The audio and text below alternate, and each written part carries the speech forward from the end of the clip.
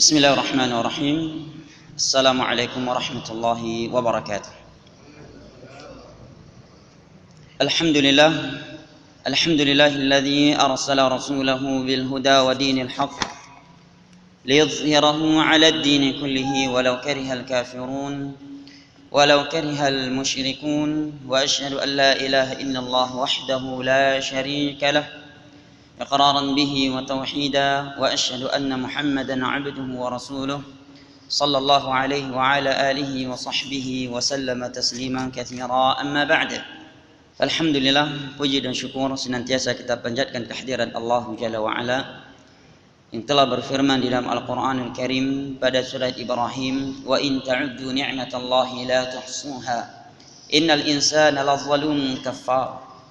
Dan kalaulah kalian menghitung-hitung akan nikmat Allah atas kalian, la tuhsuha, niscaya kalian tidak akan mampu menghitungnya. Innal insana lazalumun kaffar, sesungguhnya manusia itu selalu melakukan kezaliman dan kekufuran. Maka alhamdulillah dengan nikmat kesehatan dan kesempatan, sehingga pada malam yang berbahagia ini kembali Allah Jalla wa'ala mempertemukan kita di salah satu dari rumahnya yang mulia ini untuk kembali melanjutkan kajian kitab kita dari kitab Bulughul Maram. Mudah-mudahan dengan menghadiri majelis yang seperti ini kita dapat memperoleh sebuah keutamaan yang tercantum di dalam sebuah hadis yang diriwayatkan oleh Al-Imam Muslim dari Abi Hurairah radhiyallahu anhu, di mana Nabi sallallahu alaihi wasallam bersabda, "Wa man salaka tariqan yaltamisu fihi 'ilma, sahalallahu lahu bihi tariqan ila al-jannah, wa ma ijtama'a qaumun fi baitin min buyutillah yatluna kitaballah wa yatadarasunahu fima bainahum illa nazalat 'alaihim sakinah wa ghasyiyatuhum rahmah wa haffathumul malaikah wa dzakarahumullahu fi man 'indah." Barang siapa yang menempuh sebuah perjalanan dalam rangka menuntut ilmu agama, maka Allah akan mudahkan baginya jalan menuju surga. Dan tidaklah sebagian manusia berkumpul di salah satu dari rumah-rumah Allah mempelajari agama Allah, melainkan turun kepada mereka rahmat, turun kepada mereka ketenangan ilahi, tercurahkan kepada mereka rahmat, dan malaikat-malaikat Allah duduk di sekeliling mereka, wa dzakarahumullahu fi man 'indah, dan Allah menyebut-nyebut mereka di hadapan malaikat yang ada di sisinya. Dan mudah-mudahan dengan kita mempelajari agama yang mulia ini akan terwujudnya kebaikan di dalam rumah tangga kita, masyarakat kita, dan negara kita, dunia dan akhirat kita. Karena Nabi SAW bersabda di dalam sebuah hadis yang diriwayatkan oleh Al-Imam Al-Bukhari dari Muawiyah ibnu Abi Sufyan radhiyallahu anhu, "Man yuridillahu bihi khairan yufaqihu fid din." Barang siapa yang Allah inginkan kebaikan untuknya, maka pasti Allah akan perdalamkan pengetahuan dia tentang agama ini. Sehingga Al-Hafidh Ibnu Hajar Al-Asqalani mengomentari hadis ini, "Man atahu Allahu al-ilma faqad atahu al-khaira kullah, wa man hurima al-ilma faqad hurima al-khaira kullah." Barang siapa yang dianugerahkan ilmu agama ini, maka sungguh dia telah diberikan kebaikan yang sesungguhnya. Dan barang siapa yang diharamkan dari ilmu agama ini, dari majelis ilmu agama, maka sungguh dia telah diharamkan dari kebaikan yang sesungguhnya. Oleh karena itu Ali radhiyallahu anhu menyatakan, "Kun sami'an, kun 'aliman, aw muta'alliman, aw mustami'an, aw muhibban lahum, wa la takun khamisan fatahlak." Kata Ali radhiyallahu anhu, hendaknya engkau menjadi seorang yang alim, seorang ulama. Kalau engkau tidak mampu, kun muta'alliman, jadilah orang yang belajar di sisi para ulama.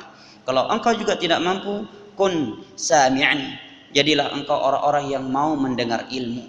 Dan paling rendahnya, muhibban lahum, cintailah mereka. Wala takun khamisan, jangan engkau menjadi dari golongan yang kelima, yaitu bukan dari golongan yang pertama, kedua, dan ketiga, dan keempat. Fatahlak, karena pasti engkau akan binasa dunia dan akhiratmu. Dan Ibnu Abbas radhiyallahu anhuma menyatakan, "Mudzakaratul ilmi sa'atan khairun min ihya'il laili kullih." Sesungguhnya mempelajari ilmu sesaat saja itu lebih besar pahalanya daripada salat malam semalam penuh. Demikian keutamaan menuntut ilmu agama. Dan alhamdulillah pada pertemuan akhir kita telah membaca hadis nomor 39 dari kitab Bulughul Maram ini, karya Al-Hafidh Ibnu Hajar Al-Asqalani rahimahullahu ta'ala, seorang ulama besar dalam mazhab Syafi'i, yaitu permasalahan tata cara mencuci kedua telinga. Telah kita bahas di sana apakah telinga bagian dari kepala, apa hukum membasuhnya, bagaimana cara membasuhnya, dan apakah menggunakan air yang baru selain air bekas dari kepala ataukah bagaimana. Alhamdulillah rincian dan perselisihan di antara ulama mazhab telah kita paparkan di sana dan telah kita sebutkan dalil masing-masing dari mazhab tersebut bersamaan tarjihnya mana yang paling kuat dari pendapat tersebut. Wallahu taala alam bissawab. Ya insyaallah taala pada malam ini kita akan membaca hadis baru, yaitu hadis yang ke-40.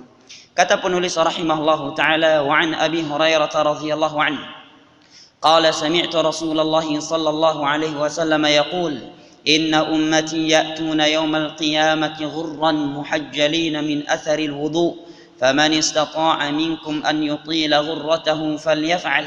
Dari sahabat Abu Hurairah radhiyallahu anhu, beliau berkata, aku mendengar Rasulullah sallallahu alaihi wasallam bersabda, inna ummati ya'tuna yaumal qiyamah, sesungguhnya umatku akan datang di hari kiamat dalam keadaan bercahaya, bersinar anggota badan mereka dari anggota wudu.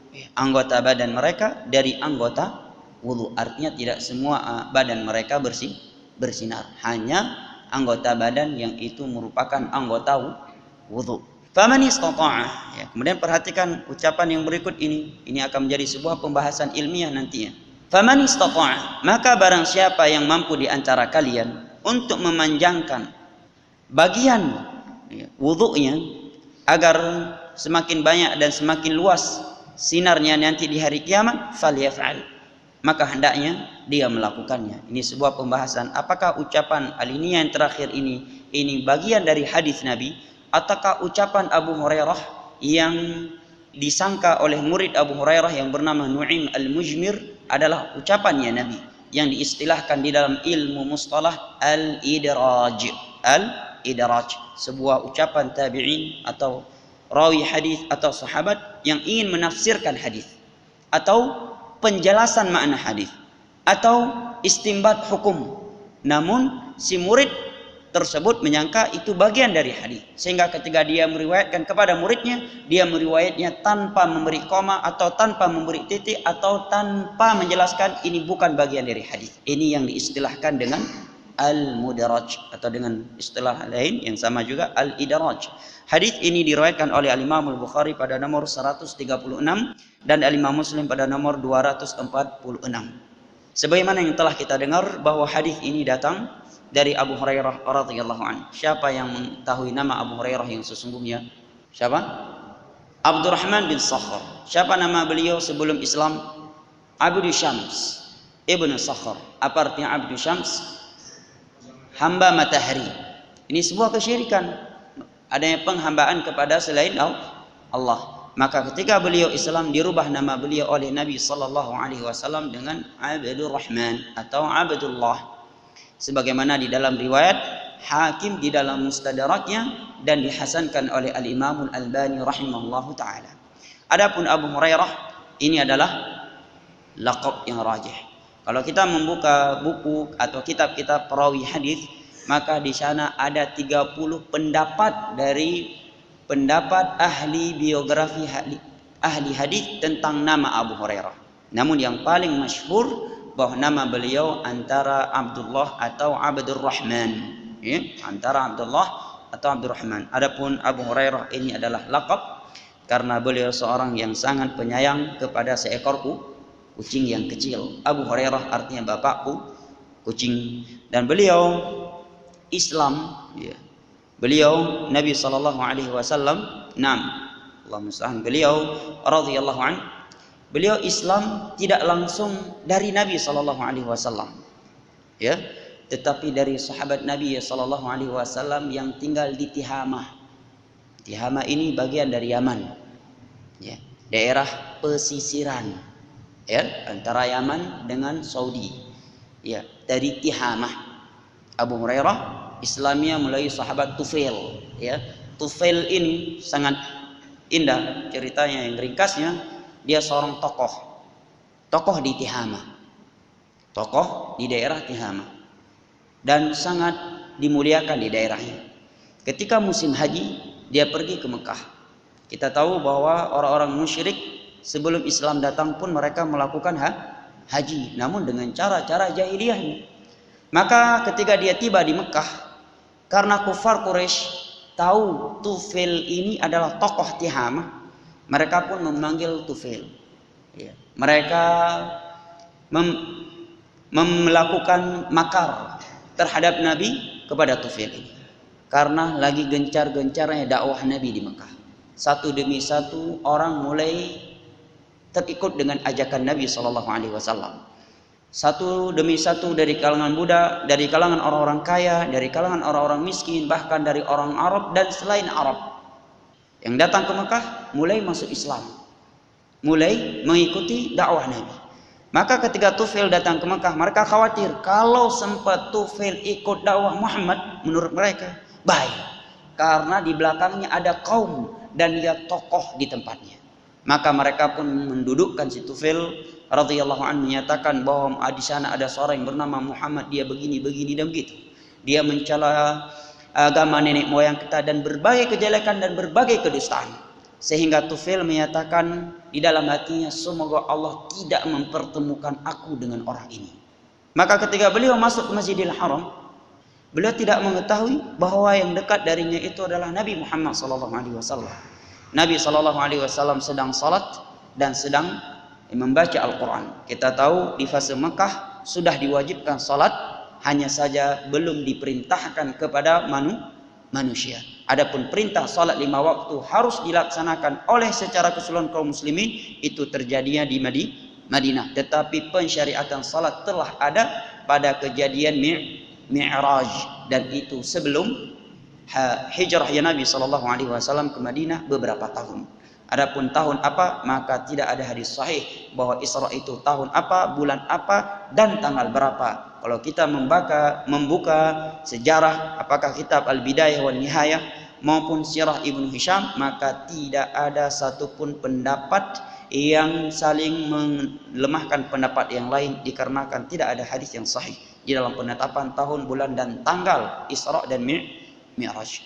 Maka ketika beliau melihat ibadah Nabi, beliau melihat begitu aneh, begitu indah, ya, begitu indah, tenang. Al-Quran yang beliau bacakan ini menyejukkan hati. Maka dia pun mendekat dari Nabi SAW, kemudian dibacakan ya, beberapa ayat Al-Quranul Karim, diantaranya surat Al-Ikhlas. Ketika surat Al-Ikhlas dibacakan kepada Tufail, kata Tufail, seakan-akan hati aku, jantung aku ini terbelah-belah, ya, berkeping-keping dibuat oleh surat ini. Maka beliau pun pulang, dan sebelum pulang beliau berpesan kepada Nabi SAW, wahai Rasulullah, aku ini adalah tokoh. Tidaklah aku berbicara, melainkan kaumku akan mendengar. Keluargaku pasti akan mengikutiku. Maka ajarkan kepadaku beberapa ayat-ayat yang aku akan sampaikan kepada orang yang di belakangku. Maka Nabi pun mengajarkan kepada Tufail surat Al-Ikhlas. Ya. Kemudian beliau pulang. Maka beliau katakan kepada bapaknya, mulai hari ini engkau bukan bapakku, karena aku sudah memiliki agama baru. Ya, lihat siasah Tufail. Ya, dengan keras, karena beliau tokoh. Para sahabat orang yang bersiasah, tetapi siasah syar'iyah. Ya. Beda halnya dengan kasus Abu Hurairah yang sering kita dengar. Ketika beliau Islam, beliau mendakwahi ibunya dengan lemah lembut. Bahkan sampai ibunya pun mencaci maki Rasulullah SAW, beliau tetap belum berputus asa dan masih bersikap lemah lembut. Tetapi Tufail begitu pulang, dia katakan pada ayahnya, hari ini nggak ada hubungan lagi antara kita berdua. Aku memiliki agama yang berbeda, engkau memiliki agama yang berbeda. Ima kamu yang akan ikut agamaku, sedangkan aku harga mati agama ini tidak akan kembali bercampur dengan agamamu. Maka ayahnya pun menyatakan, wahai Tufail, agamamu adalah agamaku. Maka mulailah ayahnya masuk Islam. Kemudian Tufail mengatakan hal yang sama kepada istrinya. Maka istrinya pun mengikuti Tufail. Kemudian Tufail pun mendakwahi kaumnya. Di antara yang mendapatkan hidayah Allah mulai Tufail adalah Abu Hurairah. Kemudian Abu Hurairah ini dibawa oleh Tufail kepada Rasulullah pada pertemuan berikutnya. Kemudian mereka berdua pulang kembali ke Tihamah dan mendakwahi masyarakatnya, dan semakin banyak dan sekian dari sahabat Nabi berasal dari Tihamah. Ini Abu Hurairah radhiyallahu anhu. Ini menunjukkan bahwa ilmu yang kita peroleh ini tidak hanya dipendam di hati kita, tetapi hendaknya disampaikan kepada orang lain yang mampu kita sampaikan.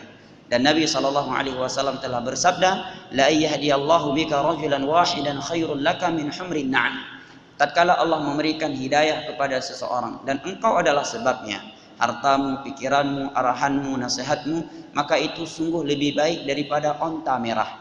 Onta merah adalah tunggangan yang paling mewah di masa itu. Ya, kalau sekarang apa kendaraan paling mewah? Ya, Lamborghini. Taruhlah mobil Lamborghini. Nabi menyatakan Allah memberikan hidayah kepada seseorang dan engkau penyebabnya lebih baik daripada onta merah. Sedangkan dalam hadis yang lain, Nabi bersabda, la sautu ahadikum fil jannah khairun minad dunya wa ma fiha. Sesungguhnya alat memukul kuda yang dimiliki oleh salah satu di antara kalian di dalam surga itu lebih baik daripada dunia beserta isinya. Lalu bagaimana dengan unta merah? Tentunya jauh lebih besar, jauh lebih mulia. Hadis diriwayatkan oleh Imam Bukhari dan Muslim dari Abi Hurairah radhiyallahu anhu. Baik, di sini Abu Hurairah menyampaikan kepada kita bahwa Nabi sallallahu alaihi wasallam bersabda, sesungguhnya umatku datang di hari kiamat dalam keadaan anggota wudhu mereka itu bersinar. Bersinar. Maka barang siapa yang di antara kalian mampu memanjangkan tempat atau bagian anggota wudhunya, hendaknya dia panjangkan supaya semakin panjang semakin banyak sinar nanti. Falyaf'al, maka hendaknya dia lakukan. Baik. Dalam hadis ini kita dapat menarik beberapa pelajaran sebelum kita membahas beberapa perselisihan di antara 4 imam mazhab. Permasalahan yang pertama, keutamaan wudu. Keutamaan wudu, baik wudu yang wajib maupun wudu yang sunnah. Wudu yang wajib adalah wudu yang dilakukan oleh seorang yang berada di atas hadas. Hadas apa? Hadas kecil, ya. Ketika hendak melakukan salat yang wajib. Apa saja salat yang wajib? 5 waktu dan ditambah satu lagi salatul Id. Ya, tambah satu lagi tahiyatul masjid. Hukumnya wajib, pendapat yang kuat. Hukumnya wajib salat 2 rakaat sebelum duduk masuk ke masjid. Selama dia masuk dalam keadaan berwudu. Tetapi Syekh Muhammad bin Shalih Al-Utsaimin menyatakan kalau dia masuk ke masjid dalam keadaan belum berwudu, dia tidak wajib keluar berwudu dulu karena ijma' dari para sahabat Nabi. Nabi SAW bersabda, "Idza dakhala ahadukumul masjida fala yajlis hatta yarka' rak'atain." Apabila kalian masuk ke masjid, jangan sampai kalian duduk sehingga kalian salat 2 rakaat sebelum kalian duduk. Ini larangan, berarti melakukannya wajib dan tidak ada dalil yang memalingkan perintah untuk melakukan ini kepada makna sunnah. Hadisnya diriwayatkan oleh Al-Imam Al-Bukhari dan Muslim dari Abi Qatadah Ar-Rabi'i radhiyallahu anhu Al-Ansari. Ya. Maka itulah wudu yang wajib. Adapun wudu yang sunnah adalah wudu yang untuk melakukan salat sunnah, ataukah wudu walaupun dia tidak melakukan salat sunnah tetapi ingin melakukan salat sunnah wudu. Ya. Nabi SAW bersabda, "Man tawadda'a nahwa wudu'i hadha thumma shalla rak'atain la yuhdits fihima nafsahu ghufira lahu ma taqaddama min dhanbi." Barang siapa yang berwudu seperti wuduku, kemudian dia salat sunnah 2 rakaat dan dia tidak melalaikan dirinya di dalam 2 rakaat tersebut, maka akan diampuni seluruh dosa-dosa dia yang telah berlalu. Hadis diriwayatkan oleh Al-Imam Al-Bukhari dan Muslim dari Utsman ibn Affan radhiyallahu anhu. Kemudian hadis yang lain adalah hadis yang diriwayatkan oleh Imam Muslim dari Anas bin Malik radhiyallahu anhu. Nabi SAW mendengar suara telapaknya Bilal, telapak sendalnya Bilal di dalam syurga. Kemudian Rasulullah pun bertanya, "Apa amalan yang engkau lakukan wahai Bilal?" Maka Bilal menjawab bahwa aku tidaklah berwudu melainkan setiap kali aku berwudu aku melakukan salat sunnah 2 rakaat. Ini menunjukkan keutamaan wudu. Dan berwudu ya, walaupun tidak melakukan salat ya, itu hal yang dianjurkan karena keumuman firman Allah Jalla wa Ala, "Innallaha yuhibbut tawwabin wa yuhibbul mutatahhirin." Sesungguhnya Allah itu mencintai orang yang banyak bertobat dan orang-orang yang banyak melakukan taharah, dan wudu bagian dari taharah. Baik. Hadis ini menerangkan kepada kita keutamaan berwudu. Keutamaan berwudu.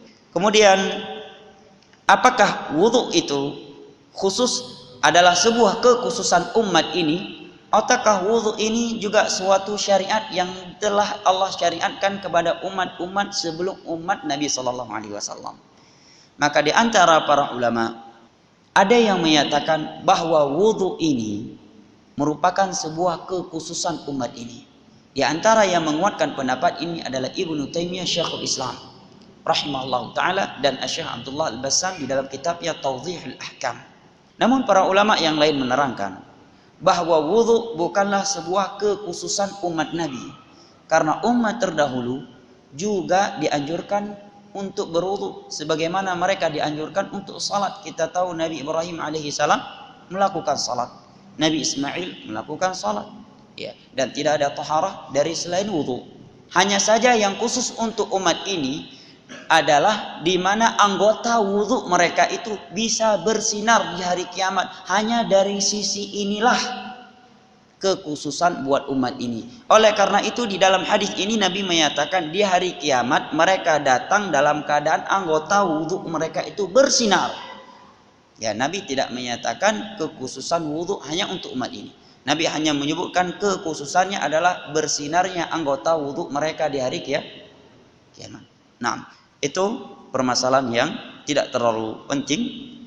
Namun itu sebuah tambahan wawasan. Kemudian berikutnya faedah dari hadis ini adanya hari kebangkitan dan dikembalikannya ke kita kepada Allah, sebagaimana dalam hadis ini Nabi menyatakan ya'tuna yaumal qiyamah, mereka akan datang pada hari kiamat, sehingga mengimani hari kiamat ini merupakan salah satu dari 6 rukun iman. 6 rukun iman yang tidak mau beriman akan hari akhir, akan hari kebangkitan, dikarenakan logikanya, akalnya tidak mampu memahaminya, maka dia bisa murtad dari Islam karena telah mendustakan isi Al-Quran. Dan Allah telah menyebutkan orang-orang yang mengingkari hari kebangkitan, hari pembalasan adalah akidahnya orang kafir.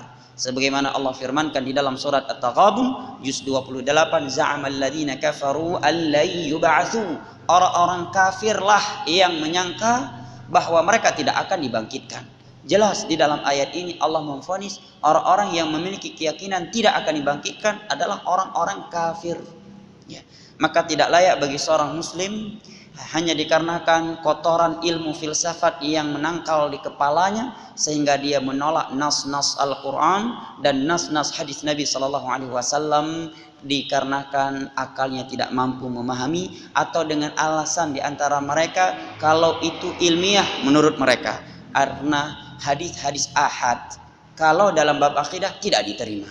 Maka kata para ulama, kalau demikian engkau tidak boleh salat kalau hadis ahad tidak diterima di dalam bab akidah, karena setiap hari engkau mempercayai ucapan muadzin yang mengumandangkan azan. Seluruh lafaz azan dari awal sampai akhir itu berkaitan tentang akidah. Kenapa engkau percaya dan mau salat? Ini menunjukkan bahwa khabar ahad itu diterima walaupun di dalam bab akidah. Ini sebuah permasalahan yang dibahas dalam ilmu mustalah. Berikutnya adalah pembahasan apakah disunnahkan bagi seseorang yang sedang berwudu melebihkan bagian wudunya dari apa yang telah Rasulullah lakukan. Kita telah mendengar 2 hadis pokok di dalam hadis wudu Nabi. Ya, ingat ya. Hadis pokok di dalam wudu Nabi ada 2. Yang pertama hadis Utsman dalam Bukhari dan Muslim, telah kita bahas. Hadis kedua adalah hadis Abdullah ibn Zaid al-Mazini di dalam riwayat Al-Imam Bukhari dan Muslim, telah kita bahas pula pembahasannya. Di situ hanya menyebutkan Rasulullah mencuci tangan sampai ke mirfaqain, ke siku. Ayat juga demikian dalam surat Al-Maidah. Dalam surat Al-Maidah kalau kaki ilal ka'bin, sampai kedua mata kaki. Dalam hadis Utsman, dalam hadis Abdullah bin Zaid juga menyebutkan ilal ka'bin, sampai kedua mata kaki. Maka bagaimana dengan hadis Abu Hurairah ini? Di akhir hadis ini ada lafaz barang siapa yang mampu di antara kalian untuk memanjangkan ghurrahnya, tempat atau anggota wudhunya hendaknya dia panjangkan agar banyaknya sinar nanti bagi dia di hari kiamat, hendaknya dia melakukan. Maka terjadi silang pendapat di antara para ulama. Ada 3 pendapat. Pendapat yang pertama adalah pendapat madhab Hanafi. Madhab Hanafi, ya Abu Hanifah dan atba' beliau. Yang kedua adalah madhab Syafi'iyah, dan yang ketiga adalah madhab Hanabilah, sama dengan penyebutan Hambali. Madhab Hambali. 3 madhab ini berpendapat hal itu disunahkan pada kaki, pada tangan, dan pada wajah. Kalau tangan sampai mana? Maka terjadi silang pendapat. Ada di antara mereka menyatakan sampai ke bahu. Ada yang menyatakan sampai pertengahan adud. Ini apa nih bahasa Indonesia? Hah? Sapai. Sapai ya kan? Yang bahasa Aceh Pak Romli. Hah? Bawah sapai. Bahasa Aceh itu. Apa ini, lengan? Hah? Lengan kan? Nah, sampai pertengahan lengan. Kalau kaki bagaimana? Terjadi silang pendapat antara 3 madhab ini. Ada yang menyatakan ila nisfi saqin, sampai pertengahan betis. Ada yang menyatakan sampai lutut. Bagaimana dengan wajah? Bagaimana diperluaskan wajah? Caranya dengan menyentuh sebagian dari bagian kepala, kata mereka. Ini pendapat yang pertama. Apa dalil mereka? Adalah keumuman hadis di atas tadi. Faman istata'a minkum an yutila ghurratahu falyaf'al. Barang siapa di antara kalian yang mampu memanjangkan tempat anggota wudhunya agar bertambah cahayanya, maka hendaknya dia lakukan. Sedangkan pendapat yang kedua adalah tusyra' italatut tahjil dunal ghirrah. Disyariatkan untuk memperluaskan anggota wudhu hanya pada tangan dan kaki, adapun wajah tidak. Sedangkan pendapat yang ketiga ini adalah pendapat Malikiyah, mazhab Maliki. Imam Malik dan sekitarnya. Di mana negeri yang paling kuat mazhab Malik zaman sekarang? Hah? Mana? Siapa yang jawab tadi? Maroko, Libya, Jazair, Maroko dan sekitarnya. Al-Magharibah. Ya. Taib. Imam Malik, padahal beliau tinggal di Madinah. Ya, mazhab beliau paling kuat di mana? Di Maroko. Bukan di Madinah. Padahal beliau semenjak lahir sampai meninggal tidak pernah keluar dari Madinah. Dan beliau mengajar hingga wafat di dalam Masjid Nabawi sallallahu alaihi wasallam. Baik, beliau berpendapat bahwa hal ini tidak syariatkan, tidak pada wajah, tidak pada tangan dan tidak pada kaki. Ya. Dan ini pendapat yang dikuatkan oleh Syekhul Islam Ibnu Taimiyah rahimahullahu taala, dikuatkan oleh Al-Imam Ibnu Qayyim rahimahullahu taala, dikuatkan oleh Syekh bin Baz, dikuatkan oleh Al-Imam Ibnu Utsaimin dan dikuatkan oleh Abdullah Al-Bassam pensyarah Bulughul Maram dan dikuatkan oleh Al-Lajnah Ad-Daimah. Ya. Apa dalil Al-Imam Malik dalam menyatakan bahwa ini tidak disunahkan? Yang pertama, ya, mereka menyatakan bahwa lafaz akhir hadis ini yang bunyinya faman istata'a minkum an yutila ghurratahu falyaf'al, barang siapa di antara kalian yang mampu memanjangkan anggota wudunya maka hendaknya dia lakukan. Kata mereka, ulama yang berpendapat dan pendapat yang ketiga ini bukan hadisnya Nabi, tetapi ucapan Abu Hurairah yang tercampur dengan hadis Nabi yang dilakukan oleh murid Abu Hurairah yang bernama Nu'aim. Ini diistilahkan dalam ilmu hadis dengan al-idraj. Nah, Al-Hafidh Ibnu Hajar Al-Asqalani menyatakan, ahli hadis dalam syarah Sahihul Bukhari Fathul Bari, beliau menyatakan lam ara hadhil jumlata fi riwayati ahadin mimman rawa hadzal haditsa min ashabah wa hum 10.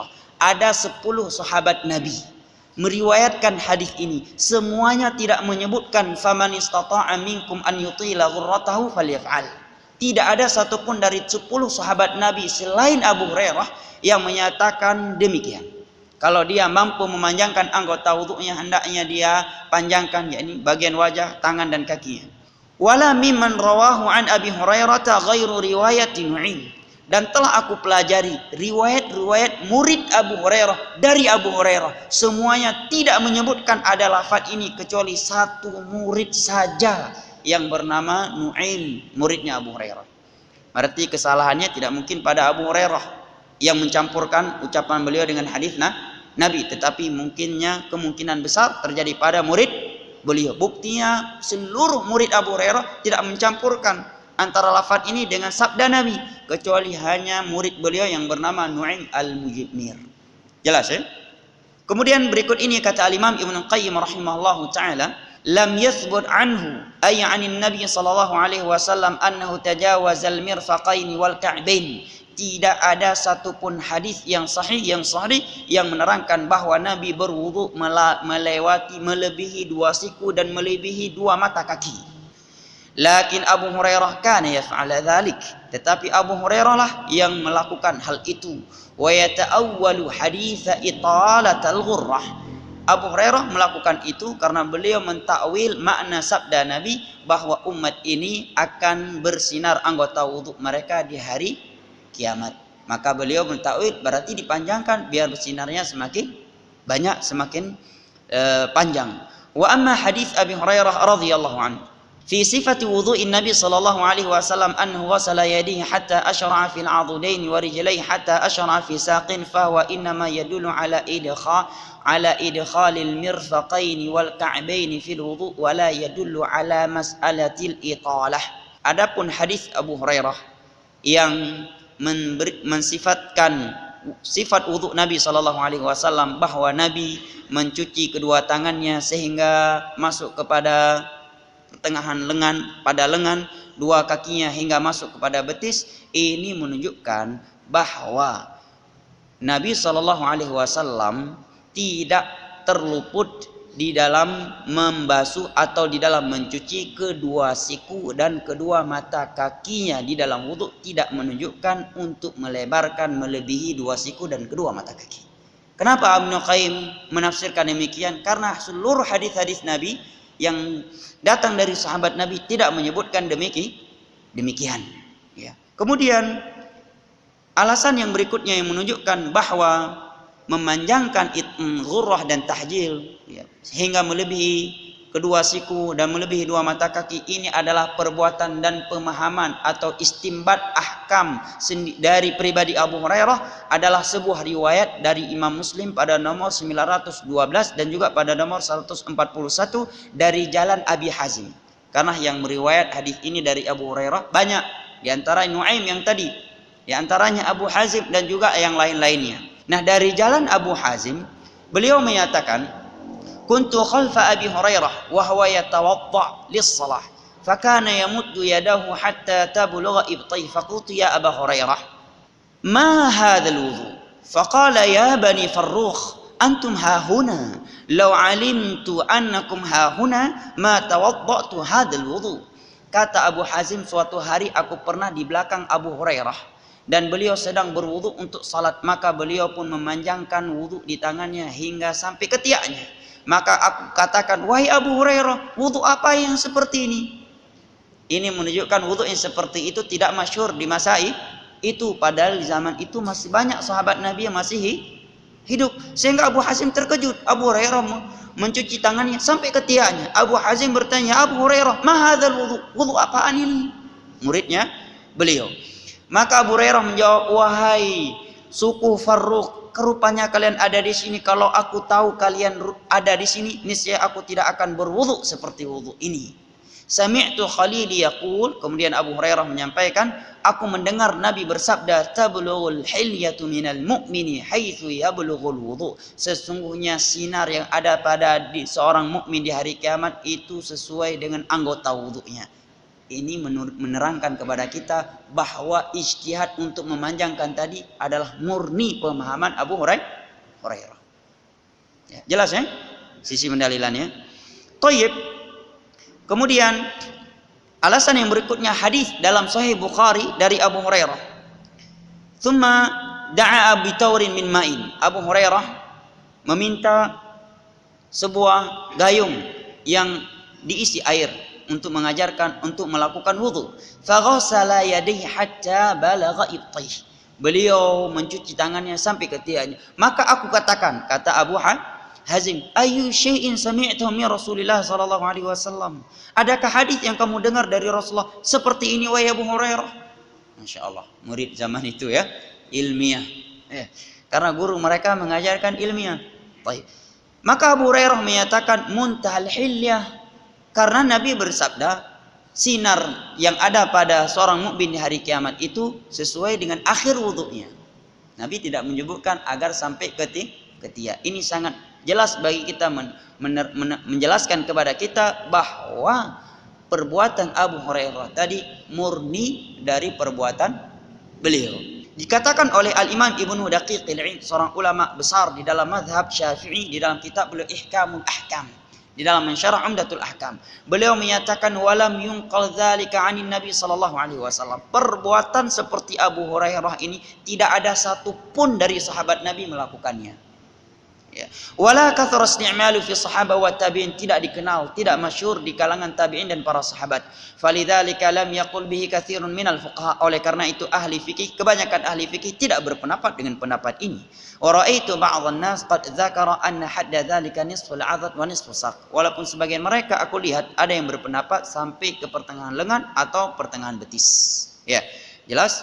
Namun untuk menyatakan bahwa ini hanya dari Abu Hurairah, ini bagi orang yang tidak mengetahui ada riwayat dari selain Abu Hurairah. Karena ilmu peniadaan itu ilmu yang paling sulit, lebih sulit daripada ilmu menyatakan ada.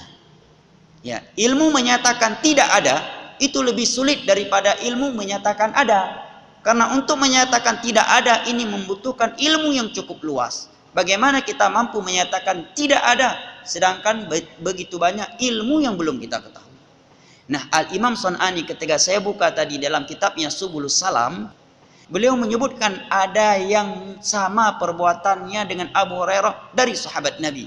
Kata beliau, wa thabata min fi'li Ibnu Umar akhrajahu Ibnu Abi Syaibah wa Abu Ubaid. Dan telah ada dari sahabat Nabi yang berbuat seperti perbuatan Abu Hurairah ini, yaitu yang bernama Ibnu Umar, putranya Umar. Siapa putranya Umar? Abdullah Ibnu Umar. Diriwayatkan oleh Imam Ibnu Abi Syaibah dan Abu Abi Ubaidah dengan isnad yang hasan, dan Imam Sun'ani berpendapat dengan pendapat ini. Ya. Ini beberapa pendapat dalam masalah ini. Namun wallahu taala a'lam bishawab. Yang rajih adalah pendapat yang ketiga, bahwa hal itu tidaklah disyariatkan dengan beberapa alasan yang telah kita sebutkan di atas, sehingga dapat dipertemukan antara hadis-hadis Nabi sallallahu alaihi wasallam ya satu sama yang lainnya, dan lebih jelas dan gamblang lagi permasalahan ini dapat dipahami apabila seorang mempelajari ilmu mustalah dan memahami permasalahan al-idraj wal mudraj. Namun saya tidak tuangkan secara rinci dan panjang permasalahan mudraj karena itu berkaitan dengan ilmu mustalah. Wallahu taala alam bisawab. Apabila ada yang ingin menyampaikan sesuatu, saya persilahkan.